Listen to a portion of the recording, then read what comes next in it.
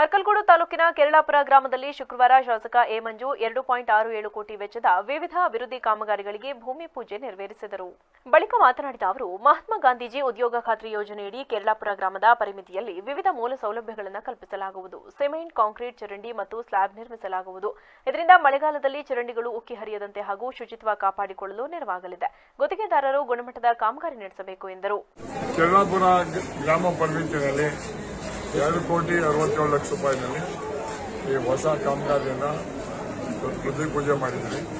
ಮೂಲಭೂತ ಸೌಕರ್ಯಗಳನ್ನು ಮಾಡಬೇಕು ಅಂತೇಳಿ ಈ ನಮ್ಮ ರೂರಲ್ ಡೆವಲಪ್ಮೆಂಟ್ ಡಿಪಾರ್ಟ್ಮೆಂಟಿಂದ ಆಗಿರ್ತಕ್ಕಂಥದ್ದು ಉತ್ತಮವಾದಂಥ ಗುಣಮಟ್ಟವಾದಂಥ ಕೆಲಸವನ್ನು ಮಾಡಲಿ, ಸಾರ್ವಜನಿಕರು ಕೂಡ ಆ ಕೆಲಸಗಳನ್ನು ತಗೊಳ್ಳೋದ್ರಲ್ಲಿ ಸಫಲವಾಗಿ ಒಂದು ಒಳ್ಳೆಯ ಒಂದು ಬೆಳವಣಿಗೆ ಇವತ್ತು ಈ ಒಂದು ದೇವಸ್ಥಾನದ ಒಂದು ಉದ್ಘಾಟನೆ ಮತ್ತು ಒಂದು ಸಮುದಾಯದ ಒಂದು ಚೌಲ್ಟಿಯನ್ನು ಉದ್ಘಾಟನೆ ಮಾಡಿದ ಸಂದರ್ಭದಲ್ಲಿ ಇದು ಕೂಡ ಈ ಊರಿಗೆ ಅರ್ಪಣೆ ಆಗಿರ್ತಕ್ಕಂಥದ್ದು ಒಳ್ಳೆಯದು. ಸರ್ಕಾರಕ್ಕೆ ನಾನು ವೈಯಕ್ತಿಕವಾಗಿ ಧನ್ಯವಾದಗಳನ್ನು ಅರ್ಪಿಸುತ್ತೇನೆ.